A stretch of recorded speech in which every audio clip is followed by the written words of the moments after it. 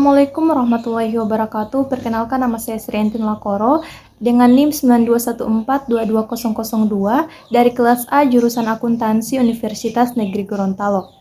Di sini saya akan menjelaskan artikel yang saya susun, yaitu yang berjudul Meninjau Ulang Polemik Formalisasi Hukum Islam di Indonesia Perspektif Demokrasi Pancasila.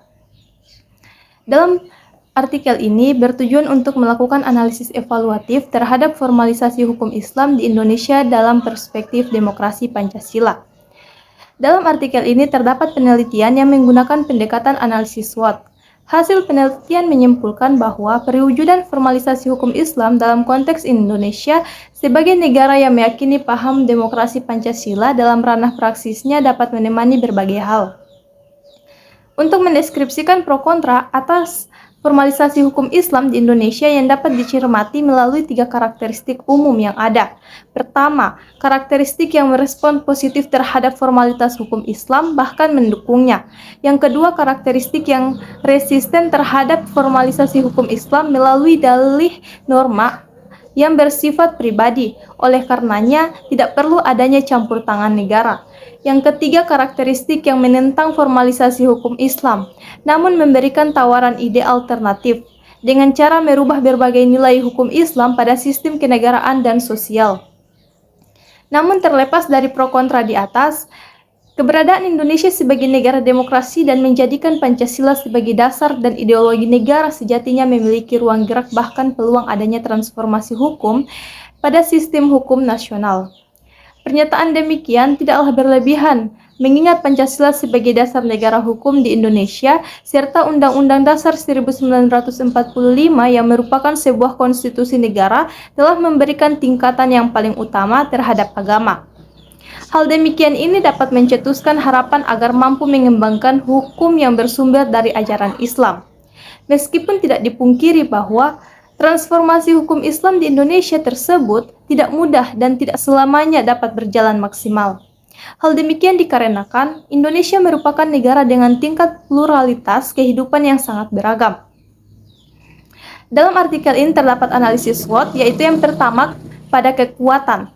Secara lebih spesifik dalam konteks pemberlakuan hukum Islam di Indonesia secara yuridis konstitusional UUD 1945, adanya jaminan hak warga negara mengenai kebebasan untuk menjalankan kewajibannya berdasarkan syarat Islam.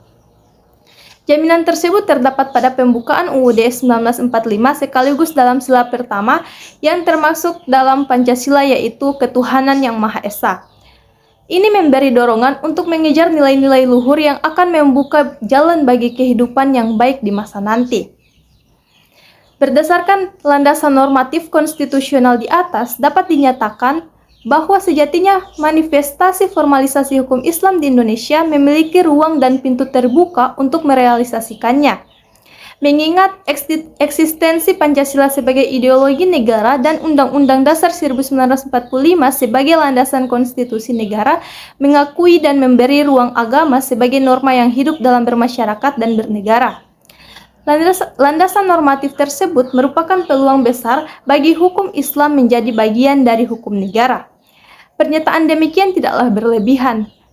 Peluang formalisasi hukum Islam tersebut sejatinya sudah terjadi di Indonesia, seperti halnya transformasi hukum keluarga Islam dalam kompilasi hukum Islam atau KHI. Analisis SWOT yang kedua yaitu kelemahan. Ketika eksistensi hukum Islam dipakai sebagai dasar hukum di sebuah negara, maka dalam pikiran kita mungkin akan berekspektasi bahwa seluruh aktivitas kegiatan sehari-hari warga negaranya akan diatur oleh hukum Islam.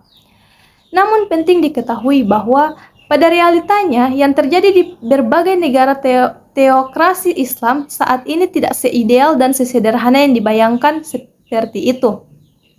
Hal demikian disebabkan karakteristik sekaligus adaptasi eksistensi hukum yang tidak dapat dilepaskan dari konteks ruang sosial budaya yang melitarinya. Hal tersebut yang kemudian di satu sisi akan menemui bentuk kendala dalam upaya formalisasi hukum Islam dalam konteks kehidupan universal yang majemuk. Terlebih dalam konteks negara yang notabene bukan negara teokrasi Islam. Dalam konteks inilah, setidaknya terdapat beberapa aspek yang dapat menjadi catatan kendala dalam formalisasi hukum Islam di Indonesia sebagai berikut. Yang pertama yaitu hukum berbagai persoalan baru tidak mesti ditemukan dalam Al-Quran dan hadis. Yang kedua, perumusan hukum Islam cenderung didasarkan pada fatwa kalangan elit. Yang ketiga, aspirasi implementasi hukum Islam secara total tidak selalu bisa dipenuhi. Karena dasar yang semangat kebangsaan yang didasarkan atas prinsip keadilan dan kesetaraan atau persamaan di depan hukum.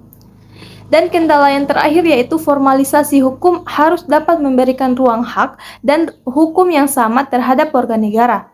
Namun dalam konteks formalisasi hukum Islam, penganut agama lain secara alamiah akan dapat diperlakukan sebagai warga negara kelas 2.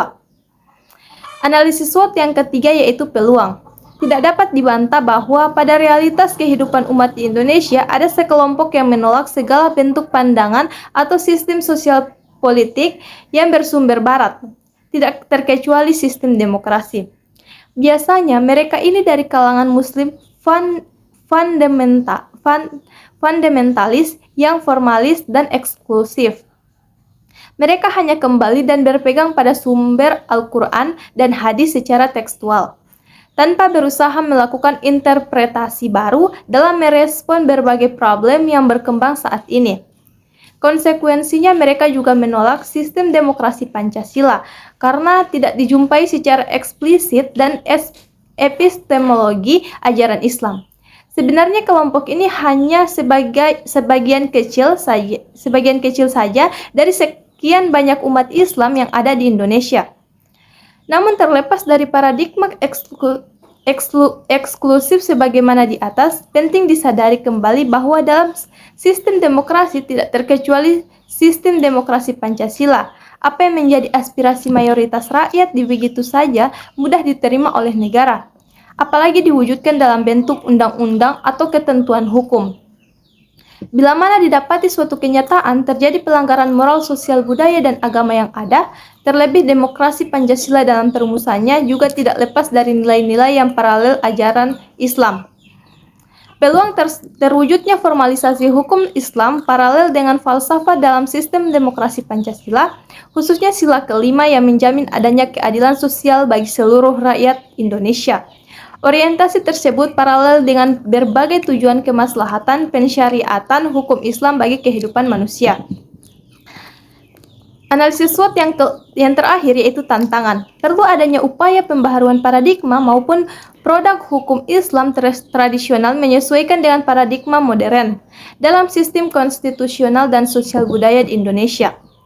Implikasi teoretik penelitian ini menunjukkan bahwa perlu penyesuaian epistemologi maupun aksiologi dalam upaya perwujudan formalisasi hukum Islam yang berlaku secara nasional dalam kerangka negara demokrasi yang menjunjung tinggi nilai-nilai Pancasila. Terdapatlah penelitian ini yang dapat menjadi objek riset bagi penelitian berikutnya, yakni terkait strategi politik hukum apa yang tepat digunakan dalam perwujudan formalisasi hukum Islam di Indonesia. Apakah menggunakan strategi ortodok, responsif, atau semi-responsif? Sekian dari saya, apabila ada kesalahan saya mohon maaf. Wassalamualaikum warahmatullahi wabarakatuh.